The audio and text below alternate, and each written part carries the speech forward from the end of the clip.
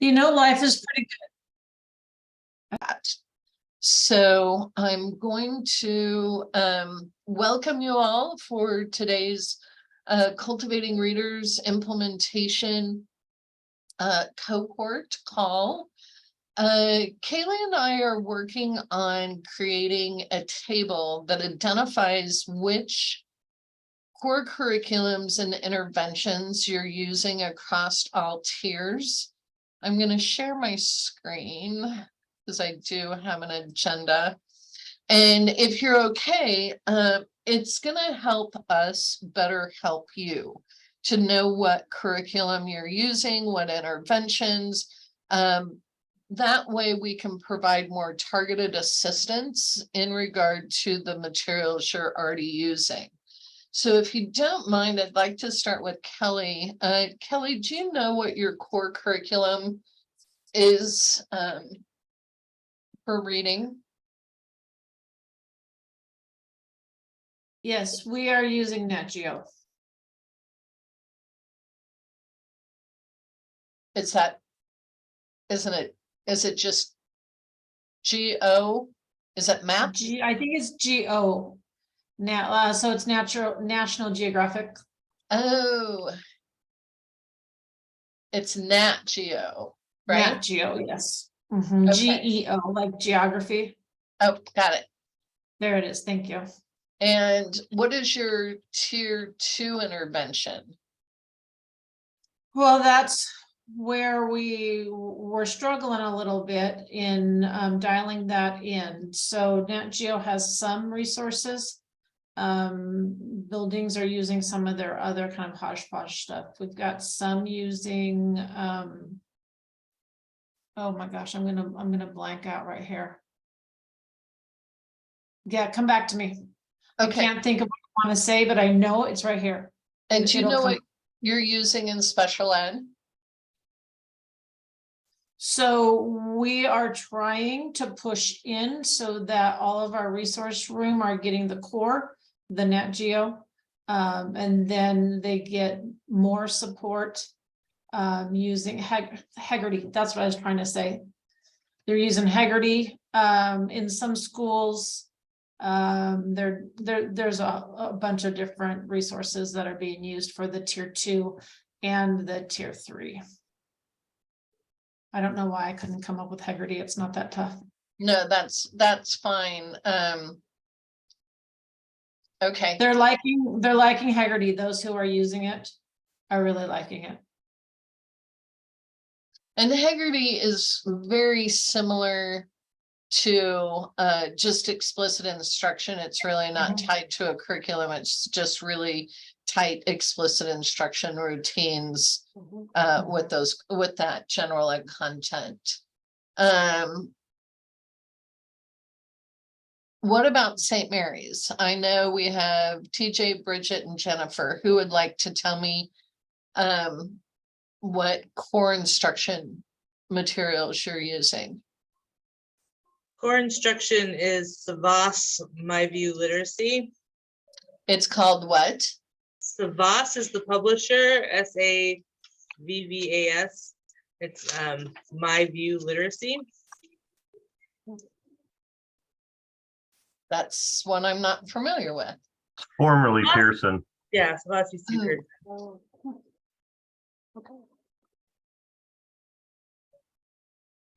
Okay. And then tier 2 is probably be a little different in our buildings. We're using a lot of Great Leaps for tier 2, and Pathways to Reading. Reading is tier 3. I was just looking for another tier 2. Pathways is also tier 2. Yeah, we've been using it more tier 3 for us, but yeah. I know Jamie and Jody use it consistently in their groups. Yeah, they're all tier 3 at the moment. Yeah. You, TJ, do you have others? No, I don't think a designated curriculum necessarily. They do use some supplemental material, and I think Habron does too with Jody Noyes, and that's A to Z Learning. There's some great resources there that I think both schools are using. And are the supplemental materials specific to a skill? Like phonics or phonemic awareness? I believe so. I think you can search out and grab resources that are specific to all kinds of different things. So those Jody- reading, Jody Can I jump Noyes in real quick? knows a lot about it, and she could really speak about it better than I could. Well, we've sorted our groups, our tiered groups 2 and 3 into both level and skill. So yes, we are using specific skill targeted for individual for what they're low on. So each group is targeted on a skill or 2, depending on what the kids need. We're digging hard into the data to find those. And Jennifer, you were gonna say, I was gonna say that just the reading A to Z, Pathways has a list of, depending which skill you're working on, it has a specific reading A to Z book that pulls in that works on that skill. okay, this is helpful. Neil, I know you're on the upper end, but do you have a core curriculum that you're using across your building? You're muted, sir.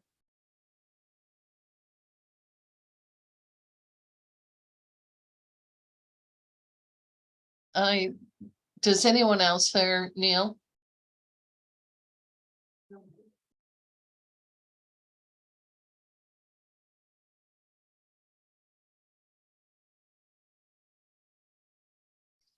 Neil, while you're working on that, how about if I ask Michelle? What's going on in Twin? So for our reading curriculum, we use Wonders. All of my teachers use every part of that. We supplement by Haggerty in tier 1. So they have a full 90 minutes of Wonders and then another 10-minute section of Haggerty throughout their day. And we are faithful to that. Tier 2, we use the SIPS program.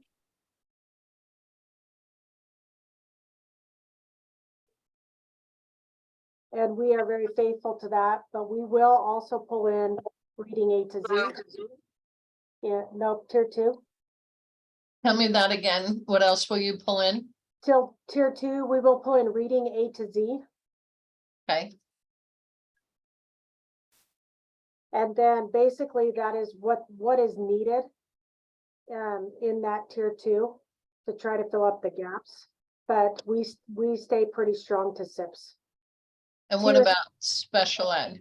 Tier 3, we are using a mixture of reading mastery and corrective reading, which I think is pretty much the same thing.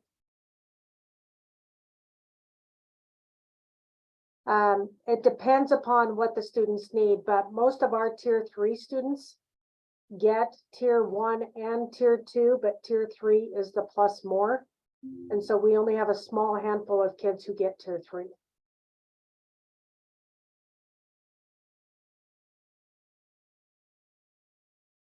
Okay, I'm gonna circle back to see if Neil got his audio up. All right, Shannon, can you hear me? Okay, oh, good. All right, for tier 1, our core curriculum K5 is Houghton Mifflin into reading.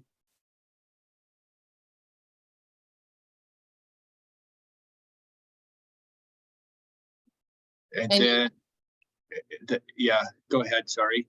Tier 2? Tier 2 is 95%. And we're also using some Fontes and Pinnell. Can you repeat? You're also using what? Fontes and Pinnell. That's a publisher, correct? I think that is the publisher. What is the program or curriculum? I don't know. I'd have to go back and look. We call it Fontes and Pinnell. Do you want to spell that for me? Oh, I've never heard of this. yeah. I think it's FOUNTES TAS. And Pannell is PANNELL. Okay.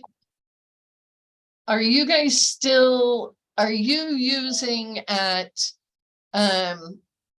your building ECRI? We use it in 3rd grade at my building, and then Central uses it K2.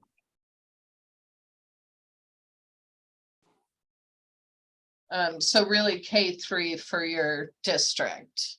That's right. And what about special ed for your, You Your know, they're using a little bit of the 95%, and then they've got a lot of it is just a variety of different things that they're finding to work on different skill sets.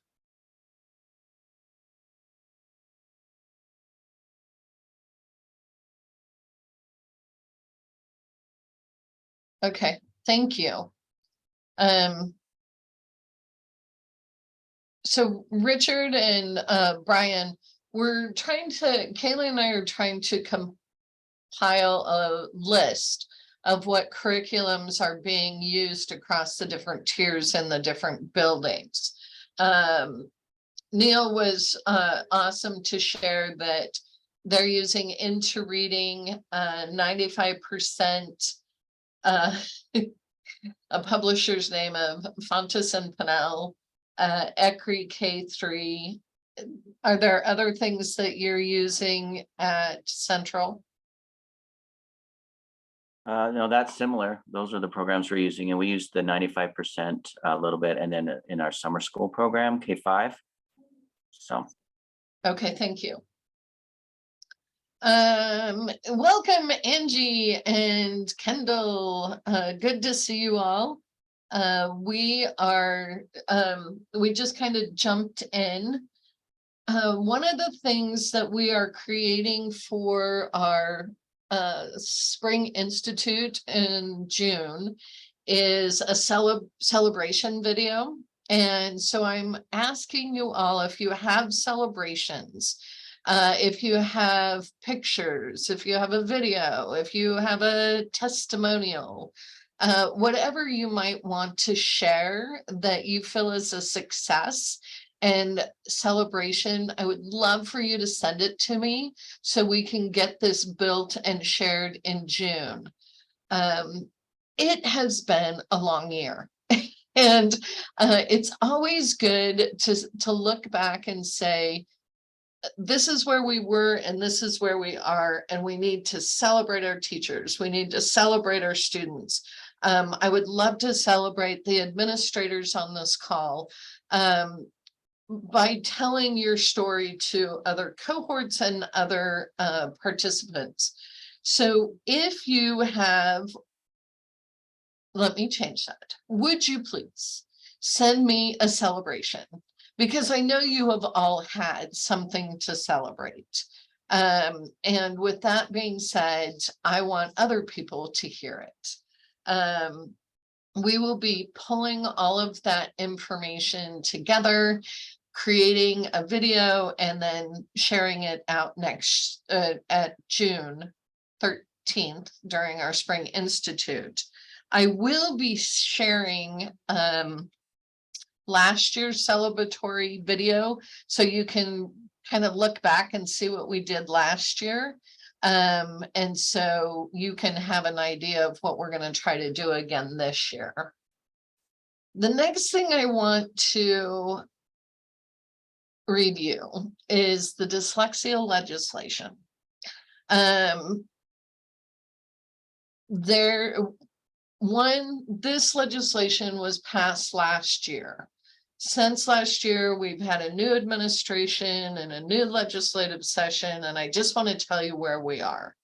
The expectation to have training, the Cultivating Readers Project provided training in October. We're in the middle of offering it again.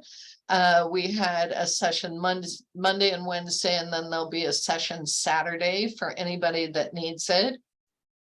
That expectation is all teachers kindergarten through 21 have training by the end of this school year. Recently, there was a letter sent out to administrators, and I am going to pull it up. Wrong one. Just to.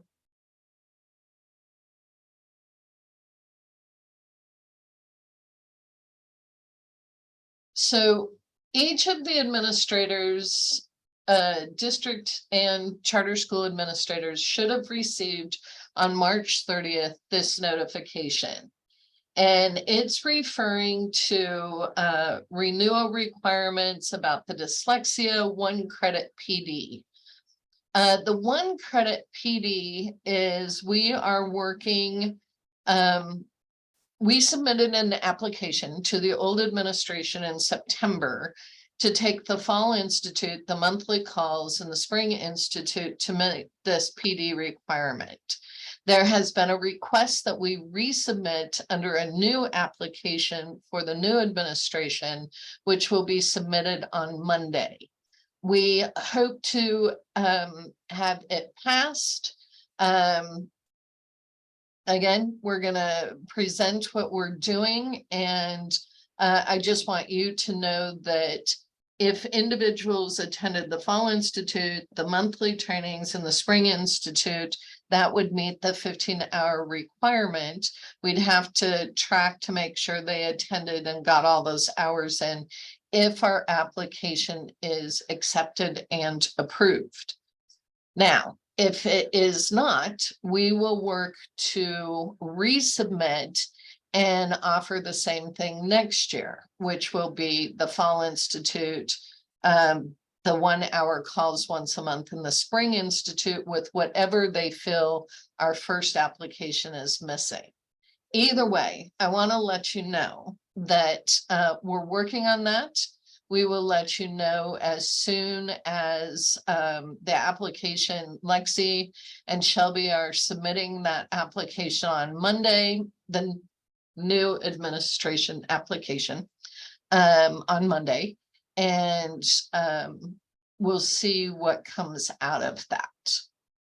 So Shannon, a quick question follow-up on that is, if we have staff that have not participated, because generally it's been our leadership teams that have been a part of those calls, what do we do with the remaining part of our staff, either for this year or moving into next year's implementation of the project?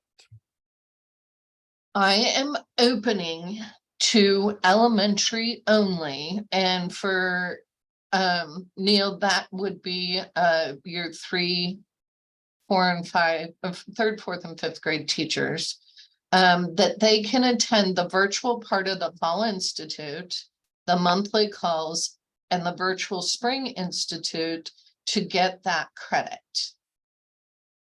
I'm aware that they will not be videotaping instruction and those other things, but as part of the collaborative, we're opening it up to the buildings that are participating for their staff to do this.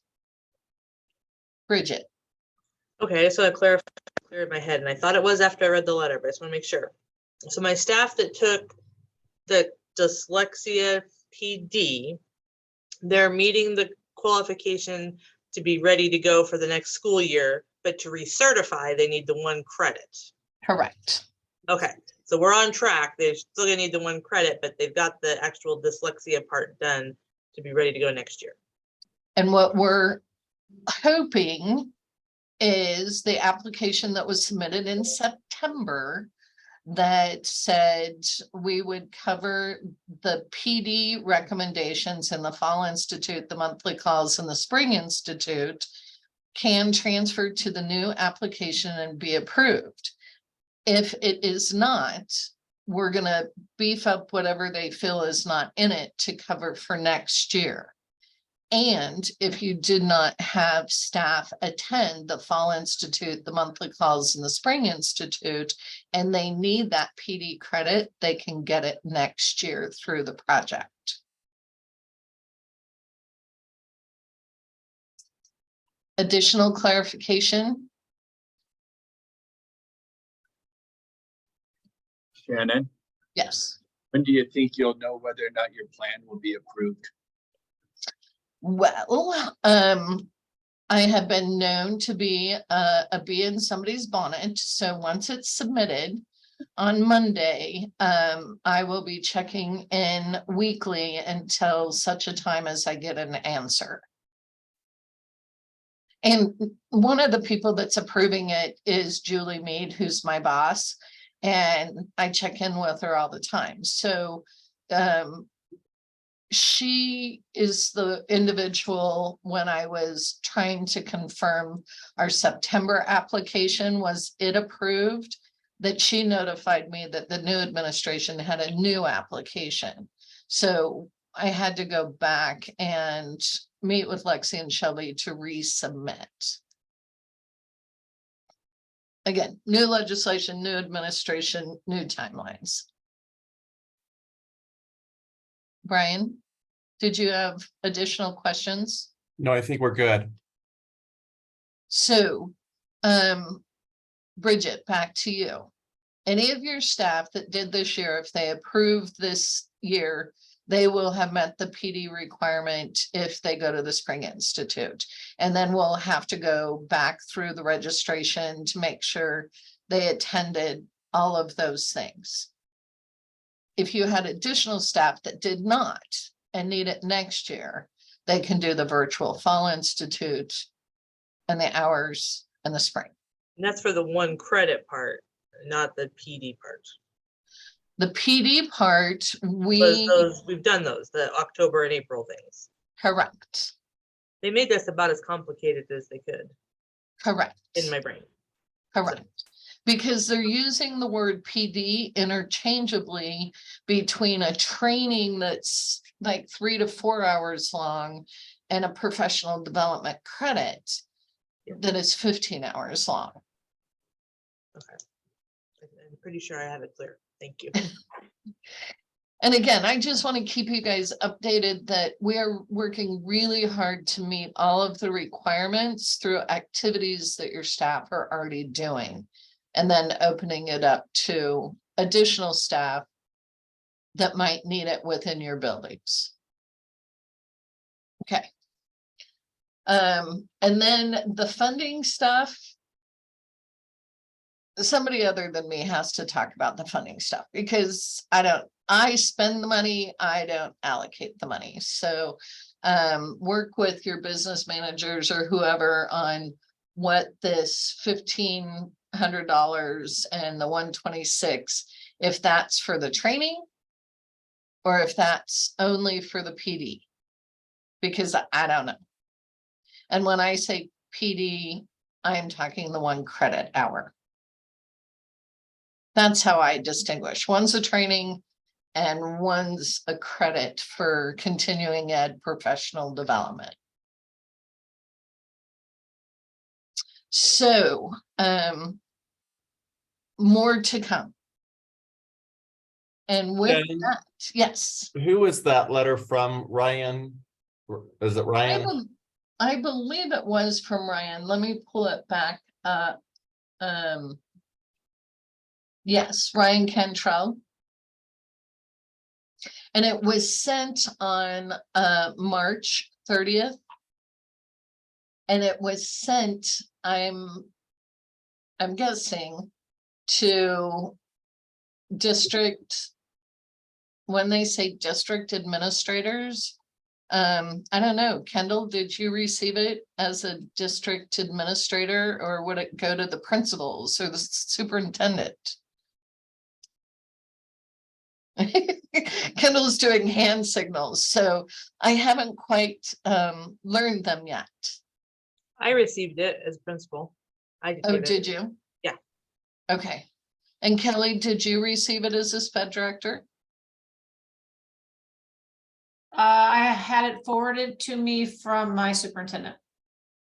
Yeah, I received it as a director and I believe it went to our business accountant, Rachel Yorn. Sorry, I couldn't figure out how to mute on my phone. Not a problem. again, I just want to keep you up to date on how we're supporting it. And yeah, just keep you in the loop. So the next thing I just wanted to go over is we are finalizing the contracts for the Fall Institute, which your multi-tiered system of support district leadership team will either go to Nampa, Idaho Falls, or Coeur d'Alene. And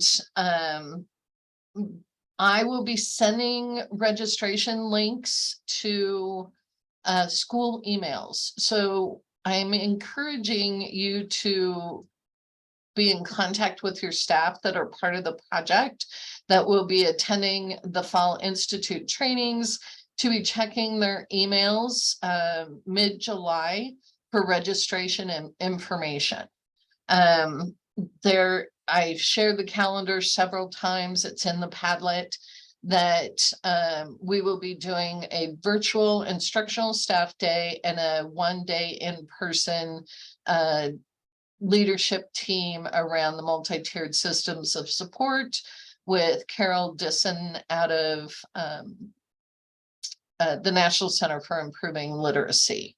Lexi and Shelby will be doing the virtual training, and the virtual training for your cohort next year will be focused on vocabulary. With that being said, because the only emails I have are school emails, just encourage everybody to be checking mid-July for the registration. There'll be information on if you're traveling more than 50 miles for hotel rooms, those types of things.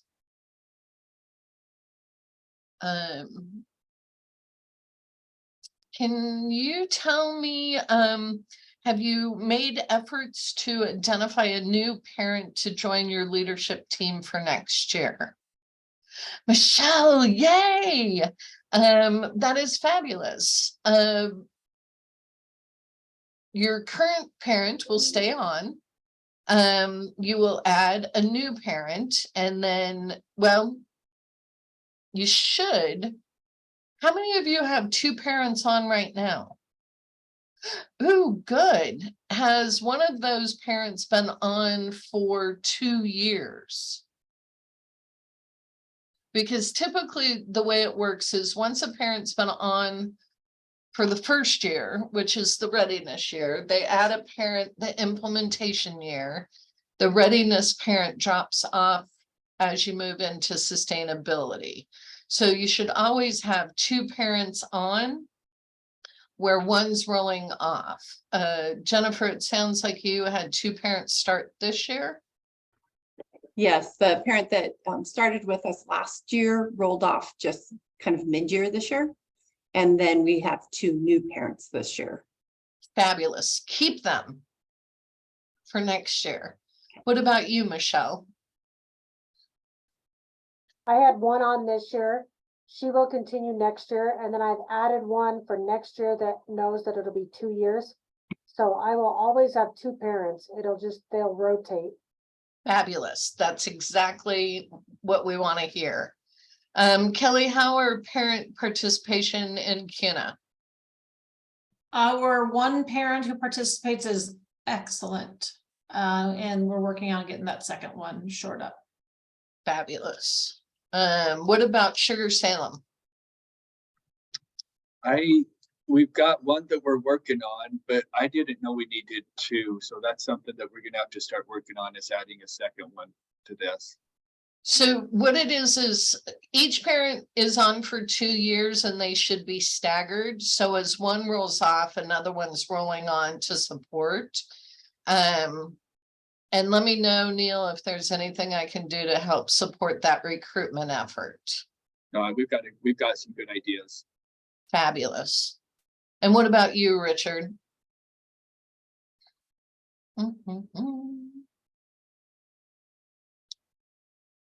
I love it when people turn their camera off. It's like, are they still there? We will assume Richard had to step away. All right, registration for the Spring Institute is open. There's links in this agenda for the morning's going to be your multi-tiered system of support for reading leadership team, and in the afternoon is going to be that instructional staff. We encourage the administrators to attend that with their teachers and the coaches to attend, but we felt it was cleaner to break it up into your leadership, team working in the morning, and then all of the instructional staff in the afternoon. Now, Kaylee is out on maternity leave and asked that I share the focus. We created a focus group and of administrators, teachers, coaches, and parents. And I was supposed to share the results. She hit it so well when she left. I've been unable to find the results of the focus groups, even though I've read them. But I will be attaching them to my follow-up email. So you'll be able to read what came out of those focus groups. What Kaylee and I hoped to learn from the focus groups, and we did, was parents aren't always feeling connected to what they're supposed to be doing in the project. We're going to own that. We're going to do a much better job this fall working with parents to help them understand what the Cultivating Readers project is, what their role, how we can support them. Anyhow, we take the information very seriously and what we're going to do to support the project. So, Jennifer, I'm going to pick on you about summer reading programs, because we have been in all sorts of conversations with libraries and you and ideas. Do you want to talk about what you're thinking about for supporting summer reading? Yeah, so this came out of our last district leadership meeting, and it's actually one of our parents who's kind of spearheaded it, which was super cool. This is one of the parents who was probably asking you some of the questions, like how can we get more involved? But we are looking as a team, and we'll really dive into this at our next leadership meeting, of how to incentivize kids to continue reading over the summer and create some sort of a collaborative partnership with our two local libraries. The upriver area has a tri-community library, and we have the St. Mary's Public Library here in town. So working on using what programs they have going, as well as grants that are available, and what we can do at the school, and all of us partnering together. So it's just in the beginning stages, but hopefully it'll be something that really takes off. Fabulous. Is anybody else working on summer reading programs? No. Michelle? We rearranged our summer school last year, our Title I summer school. So we're not really doing a reading program, but kids that test in a certain percentile rank on the ISIP test are eligible for summer school. And that program is all SIPS based. So they will basically be getting a tier 2 interventions in SIPS for 6 weeks over the summer. So I don't know if you call that a reading program, but it is an excellent program that our kids show growth in. I would also add what we're doing again. We did this last summer, is the teachers that teach in the morning, the kids leave, and then they get reading instruction in the afternoon to help enhance their skills. And we did that with math as well.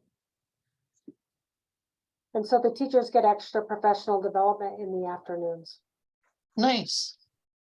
What Jennifer is doing up there is partnering with their public library to encourage all students to be in reading activities. And some school districts are opening up their school library once or twice a week for students to come in and access books. Some of our students don't have the access to reading material over the summer. And so thinking about how we can do a partnership with what this community libraries are doing, or what your own school library could do to put books in the hands of kids.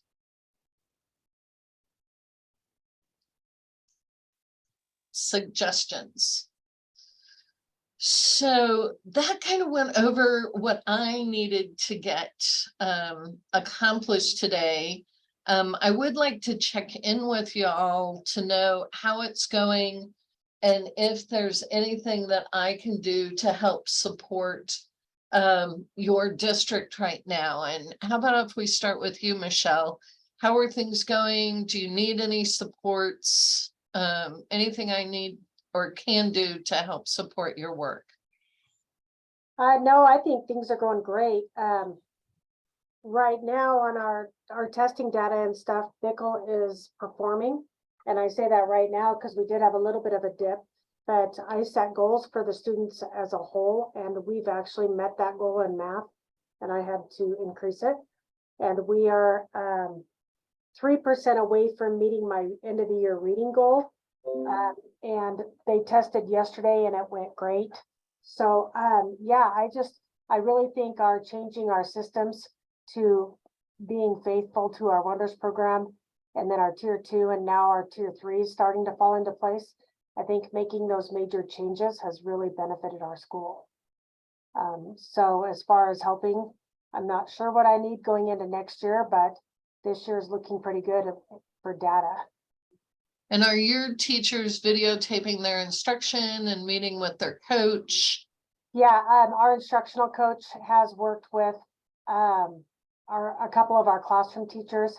Now that I've started a new program in SPED, I was going to ask Angie if she would help us out with our SPED teacher, because our instructional coach has been working side by side with them. Our instructional coach has also done some individual lessons with our special education paras, and she's been in the classroom modeling like expected behaviors and curriculum and stuff.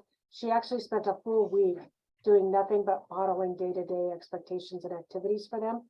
So yeah, so we're meeting on a regular basis, which is awesome.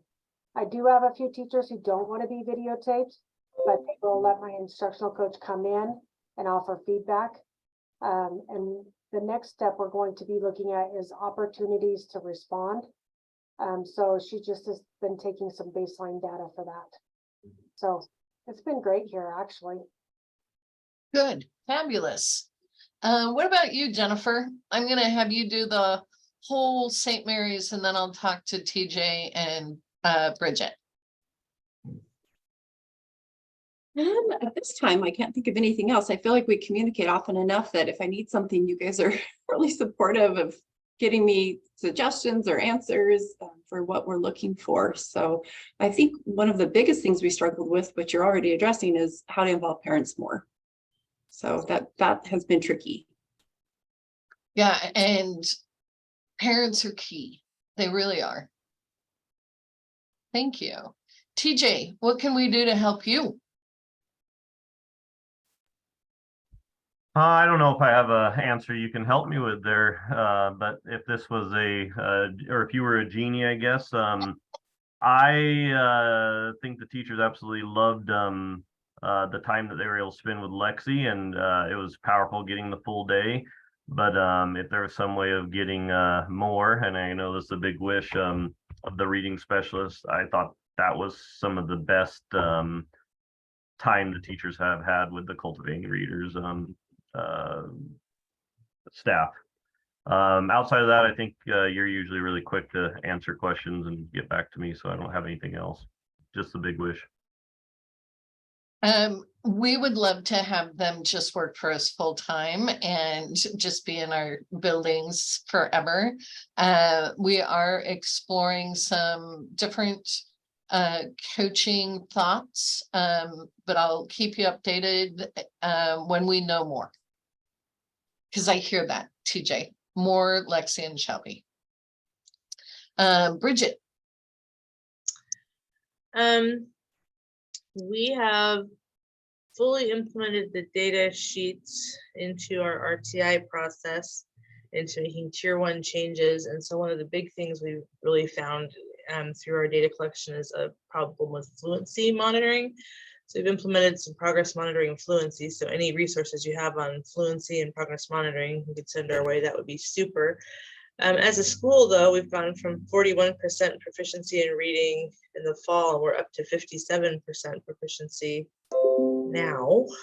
So I'm feeling pretty proud of our kids and our teachers, and I'm proud of how they're digging into the data. And you know, I had a grade level that was really kind of stagnating, and we dug in and we changed their tier 1 supports, and they jumped 10% in a month just by digging into the data and finding out where we were struggling. And so the data sheets and the PLCs and being able to really have the time and the guidance to dig into this has been significant for us, which is where we found our hole in fluency. So anything you got on fluency, we're open and willing. Fabulous. I will look into that and be back in touch. Angie, I kind of missed you and Kendall to support Michelle at Bickle.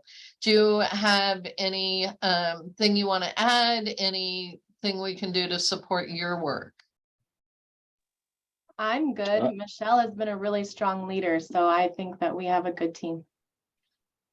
Yeah, I would agree. I would agree. I mean, I think I said earlier in the year, honestly, I have not done Michelle and the program justice with everything that's going on. And just glad Michelle and the instructional coach and Angie are there taking care of it. Because honestly, just like today, I was on the call in the car traveling from meeting to meeting. So, I mean, if you could find a way to get me more time, I'd love it.